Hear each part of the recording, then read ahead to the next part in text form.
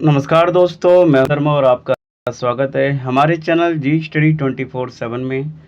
दोस्तों, कल की वीडियो में हमने पढ़ा था प्रेजेंट के बारे में और उसके सारे जो भी डिफरेंट टाइप्स होते हैं, और उसके साथ साथ हमने पढ़ा था प्रेजेंट इंडेफिनिट टेंस। और दोस्तों, मैंने होमवर्क में आपको कुछ क्वेश्चन दिए थे, कुछ वाक्य दिए थे। क्या आपने उसको बनाया है या नहीं बनाया? अगर बनाया है तो कमेंट में यस लिखिए और साथ में उनके आंसर लिखिए, ठीक है। और आज हम स्टार्ट करते हैं प्रेजेंट कॉन्टिन्यूस टेंस, ठीक है। ये सेंटेंस जो होते हैं बहुत इम्पोर्टेंट होते हैं अगर हम बोलचाल की भाषा में देखें तब। अगर ये याद नहीं होंगे तो शायद ही हम मुश्किल से इंग्लिश बोल पाएंगे, ठीक है। हमारा काम क्या है? हमें इंग्लिश जो पढ़ना भी सीखना है और बोलना भी सीखना है। तो हमें एक तीर से दो निशाने मारने हैं, ठीक है। ऐसा नहीं कि ग्रामर सीख ली, बोलना आया नहीं, ठीक है। ग्रामर के साथ साथ हमें बोलना भी आना चाहिए। तो अब स्टार्ट करते हैं। हमारे जो भी भाई नए हैं इस चैनल पे, वो सब्सक्राइब कर लीजिए और वीडियो को लाइक करना बिल्कुल मत भूल लो। और साथ में आपके कोई दोस्त होंगे जिनको टेंस नहीं आते हों, उन्हें ये सेंड करो और बताओ कि इनसे पढ़ो। ये काफ़ी अच्छी तरीके से पढ़ाएंगे आपको और एक एक पॉइंट समझा देंगे, ठीक है। तो स्टार्ट करते हैं। तो हमारा पॉइंट है प्रेजेंट कॉन्टिन्यूस टेंस। तो ये आखिर होता क्या है, इसके बारे में देख लेते हैं। तो हमारा जो होता है, it is use to describe, it is use to describe an action.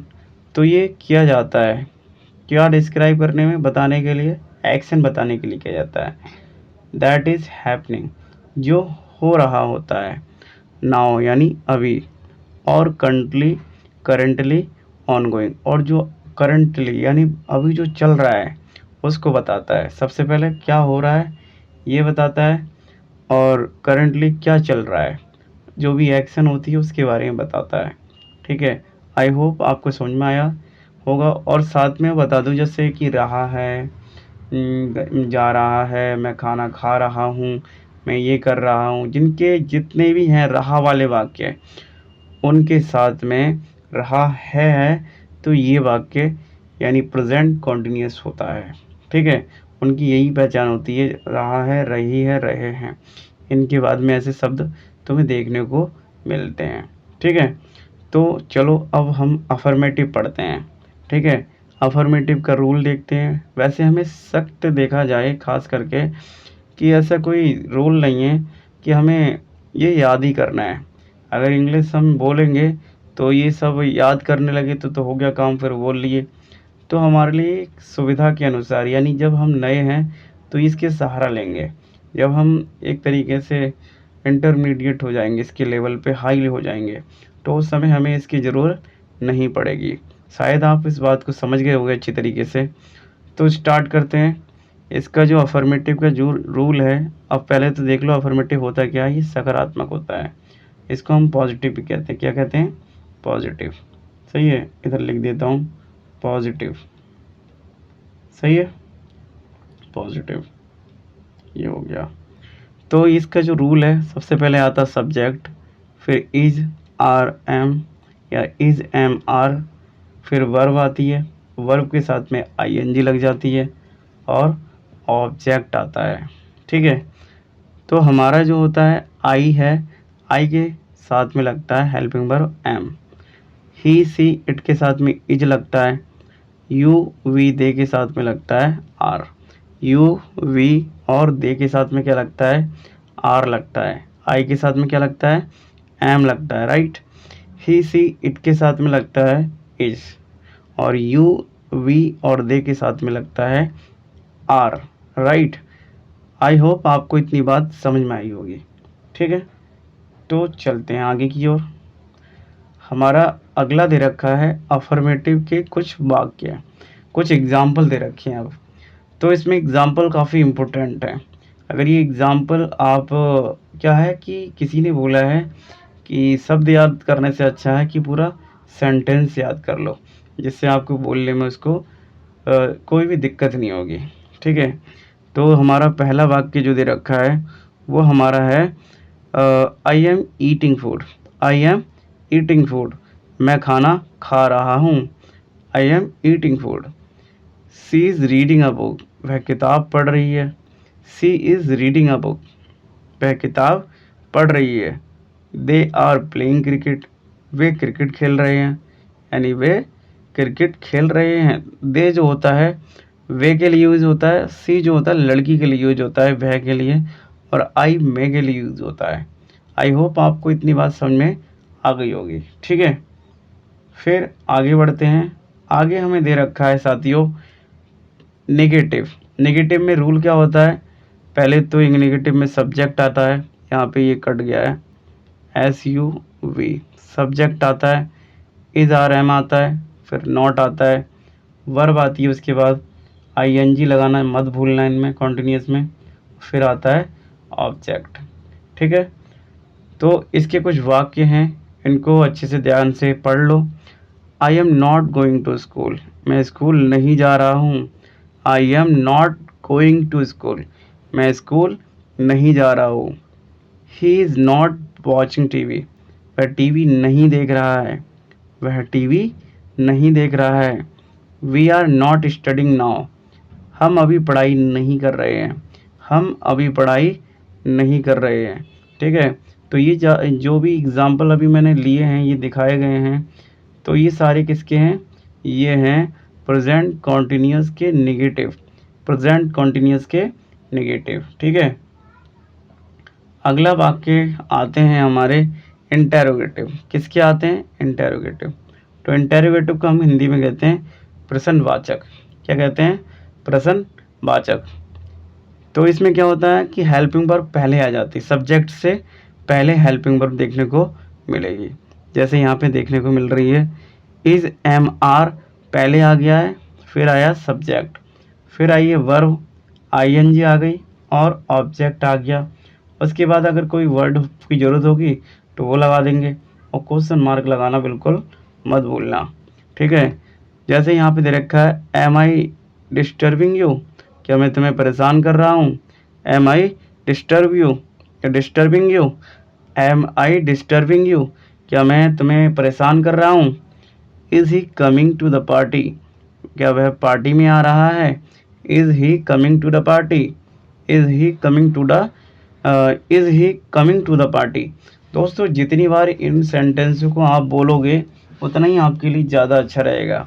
आपके जो टंग ट्विस्टर पे क्या ये आ जाएगा, यानी उस समय क्या होगा, बोलने में कोई कठिनाई नहीं होगी, क्योंकि हमने एक एक सेंटेंस को काफ़ी बार बोल रखा होगा, तो इसलिए कोई दिक्कत नहीं होने वाली है। सही है, अगला है are they going to the market. Are they going to the market. अब जैसे कि are they are they are they are they are they are they, इस तरीके से 21-20 बार बोल के देखो। फिर is he is he is he is he is he, तो ये क्या है, शुरुआत में हमें दिक्कत होगी बोलने में, बट जैसे जैसे हम बोलते रहेंगे फिर हमें कोई दिक्कत नहीं होगी। तो are they going to the market, are they going to the market, क्या वे बाज़ार जा रहे हैं, तो इसकी हिंदी ये हो जाएगी। ठीक है, तो अभी हमने सीखा इंटेरोगेटिव यानी कि प्रश्नवाचक। सही है, तो ये तो हमारे ऐसे वाक्य थे जिनमें हम इसको जो उत्तर है, इनका आंसर है, वो हम हाँ या ना में दे सकते हैं।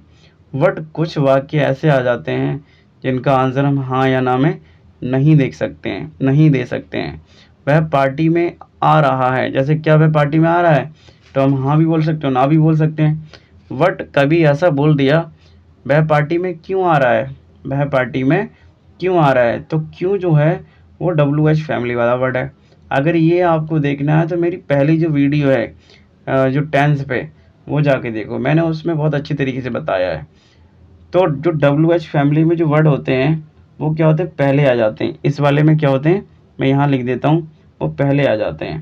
देखो मैंने यहाँ से लेके ये पहले आ जाते हैं। ठीक है, आई होप आपको समझ में आ रहा होगा। ये देखो दोबारा एक बार बता देता हूँ, ये जो है ये तीर जो आ रहा है वो इसी से आ रहा है। ठीक है, ये वाला यहाँ से, तो ये WH फैमिली वाले क्या होंगे, पहले आ जाएंगे ये वाले सेंटेंस। ठीक है। और वो सब बकाया सब सेम रहेगा। बकाया क्या रहेगा? सेम रहेगा। सब्जेक्ट आएगा, फिर वर्ब आएगी, आईएनजी आएगी और ऑब्जेक्ट आ जाएगा। ठीक है। तो अब हम इसको बनाते हैं। क्या वह पार्टी में जा रहा है? ये तो हम हाँ या ना में इसके उत्तर दे सकते हैं। वह पार्टी में क्यों जा रहा है? तो हम क्या बोलेंगे इसके लिए? वह पार्टी में क्यों जा रहा है? Why is he coming? यह पार्टी में आ रहा है। क्या वह पार्टी में आ रहा है? तो why is he coming to the party? Why is he coming to the party? Why is he coming to the party? अब मैं परेशान, या मैं तुम्हें क्यों परेशान कर रहा हूँ? मैं तुम्हें क्यों परेशान कर रहा हूँ? तो इसको हम बोलेंगे why am I disturbing you? Why am I disturbing you? फिर उसके बाद में जैसे हम इसको बोलें ये वाले वाक्य को कि दे, जैसे कि क्या वे बाजार जा रहे हैं? तो हाँ या ना में बोलेंगे। वे बाजार जा रहे हैं। वे बाजार क्यों जा रहे हैं? Why are they going to the market? Why are they going to the market? इसको ऐसे बोलेंगे। आई होप आपको ये बात बहुत अच्छे से समझ में आ गई होगी। अब मैं ज़्यादा बोलूँगा तो आप बोर होने लगोगे। ठीक है। तो बस इतना ही समझो। उसके बाद अगला देखते हैं कि अगला हमें क्या क्या दे रखा है। आगे हमें यूजेस दे रखे हैं। क्या दे रखे हैं? यूजेस दे रखे हैं इसके। ठीक है। ये वाले क्या दे रखे हैं? यूजेस दे रखे हैं। इसको अच्छे से ध्यान से नोट डाउन कर लो, ये वाला। तो हमारा पहला जो वाक्य है इसका ये वाला, तो इसमें क्या बता रहा है? जब कोई कार्य इस चल रहा हो, तो इसमें थोड़ा मिस प्रिंटिंग भी है। जब कोई कार्य समय पर चल रहा हो या उस समय चल रहा हो, तो हम इसी का यूज़ करते हैं। जैसे कि she is talking on the phone. She is talking on the phone. वह फ़ोन पर बात कर रही है। वह फ़ोन पर बात कर रही है। तो ये क्या है? बात अभी चल रही है। तो क्या है इसमें? ये पहला यूज़ हो जाता है। दूसरा जो है ये वाला जो देखा जाए, तो जब कोई कार्य आसपास के समय में हो रहा हो, जब कोई कार्य आसपास के समय में हो रहा हो, तब भी हम प्रेजेंट कॉन्टिन्यूस का यूज़ करते हैं इनका। तो जैसे कि I am preparing for exams these day. I am preparing for exam these days, इस तरीके से बोलेंगे। I am preparing for exams these days, इन दिनों। ठीक है। मैं इन दिनों परीक्षा की तैयारी कर रहा हूँ। I am preparing for exams these day. अगला यूज़ है हमारा तीसरा, जब कोई कार्य बार बार हो रहा हो, थोड़े समय के लिए बार बार हो रहा है, तो उस समय भी हम प्रेजेंट कॉन्टिन्यूस का यूज़ करते हैं। जैसे कि you are always shouting. You are always shouting, तुम हमेशा चिल्लाते रहते हो। अब कुछ बच्चे कहेंगे इसमें तो रहते ता आ गया, तो ये तो मतलब प्रेजेंट इंडेफिनिट हो गया। बट ऐसा नहीं है, ये प्रेजेंट कॉन्टिन्यूस है। ठीक है। ये हमें समझना होगा। You are always shouting. You are always shouting, तुम हमेशा चिल्लाते रहते हो। तुम हमेशा चिल्लाते रहते हो। ठीक है। तो ये इसका यूज़ हो गया। पहला ये एक बार और बता देता हूँ, जब कोई कार्य इस समय चल रहा होता है, जब कोई कार्य आसपास के समय में हो रहा होता है, जब कोई कार्य बार बार हो, वहाँ पे हम प्रेजेंट कॉन्टिन्यूस का यूज़ करते हैं। ठीक है। तो अगला देखते हैं। अब हमारा जो है प्रैक्टिस है। इसमें क्या है? हमने आपको 6 वाक्य दे रखे हैं जो इस प्रकार हैं। ठीक है। क्या क्या दे रखा है इसमें? कि पहला दे रखा है साथियों, वह पानी पी रहा है। हम नाच रहे हैं। वह खाना नहीं बना रहा है या बना रही है। मैं पत्र नहीं लिख रहा हूँ। क्या तुम सो रहे हो? क्या बारिश हो रही है? तो इन सभी वाक्य को तुम्हारा होमवर्क है, करके ज़रूर लाना है। और ये मत समझना कि मैं दूर हूँ तो कोई बात नहीं है कि चलो ऐसा करते हैं कि नहीं लेके आएंगे करके, तो वो आप अपने अपने खुद को धोखा दे रहे हो। ठीक है। तो मैं उसमें कुछ नहीं कर सकता। ठीक है। अगर जो बच्चा सच में पढ़ना चाहता है वो इनको ज़रूर बनाएगा और कमेंट बॉक्स में लिख के दिखाएगा। ठीक है। क्योंकि उसे पता है पढ़ाई की अहमियत कितनी होती है। जिस बच्चे को पढ़ाई की अहमियत ही नहीं पता है, उसको मैं कितना भी समझा दूँ, कितना भी उल्टा बोल दूँ, बट उसे समझ में नहीं आएगी। तो वो बच्चे पढ़ाई की वैल्यू वही बच्चे समझते हैं जिनको सच में मेहनत करनी आती है। ठीक है, तो मैं उम्मीद करता हूँ कि जितने भी बच्चे इस वीडियो को देख रहे हैं वो सभी ये बना के लेके आएंगे 6 सेंटेंस, और कल को मैं दूसरी वीडियो लेके आऊँगा तो उस वीडियो के कमेंट में वो इसके आंसर उसमें डले हुए होंगे। ऐसा मैं उम्मीद करता हूँ कि बच्चे ज़रूर मेरी बात मानेंगे। तो आज के लिए बस इतना ही। कल की वीडियो मैंने क्या पढ़ाया था, प्रेजेंट इंडेफिनिट टेंस, और आज की प्रेजेंट कॉन्टिन्यूस टेंस। इस तरीके से लगातार वीडियो आती रहेंगी और आपके सेंटेंस पर जो कमांड है आपकी वो इतनी अच्छी हो जाएगी कि आपको खुद भरोसा नहीं होगा कि यार मेरी इतनी अच्छी कमांड कैसे हो गई। ठीक है, तो बस इतना ही कहूँगा कि हमारे चैनल को सब्सक्राइब कीजिए, अपने दोस्तों में शेयर कीजिए, और साथ ही साथ अगर आपने अभी तक लाइक नहीं की है, वैसे तो पूरी वीडियो हो गई, लाइक हो गया होगा, बट फिर भी नहीं किए तो लाइक करो। ठीक है, मिलते हैं नेक्स्ट वीडियो में। जय हिंद, जय भारत।